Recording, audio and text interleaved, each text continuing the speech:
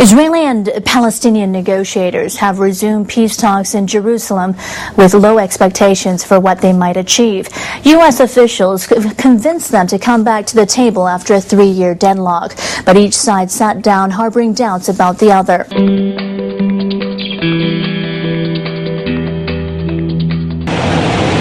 Extra security has been laid on at the 5-star King David Hotel in Jerusalem as delegations arrived for the second round of Middle East peace talks. Both sides are remaining cautious about breakthroughs.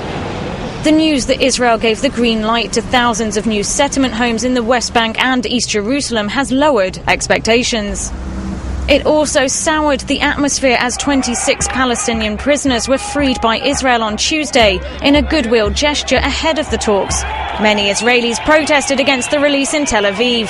The resumption of settlement building has angered many Palestinians. The Palestinian Liberation Organization warned that negotiations could collapse at any moment.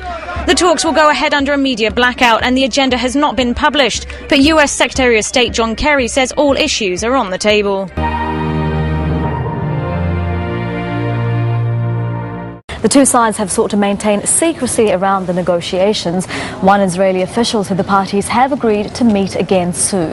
The Israeli government has released a brief video showing chief negotiators Tzipi Livni and Saeb Erekat shaking hands.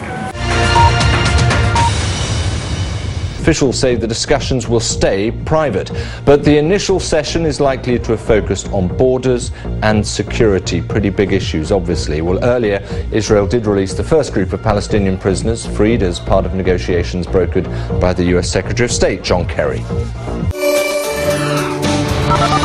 We don't really know what they talked about. This is very interesting. Even going back to the last group of talks that they had in 2010, typically there is sniping and there are accusations that in the media, this time there is a complete media blackout. John Kerry, when he announced that these talks were taking place a few weeks ago, flanked by Tzipi Livni, who is the Israeli negotiator, and Saeb Erekat, the chief Palestinian negotiator, said that any information in these talks would come directly from him. And so far, after today, it appears that that is holding fast. And I think that you will continue to see that in the days and the weeks ahead.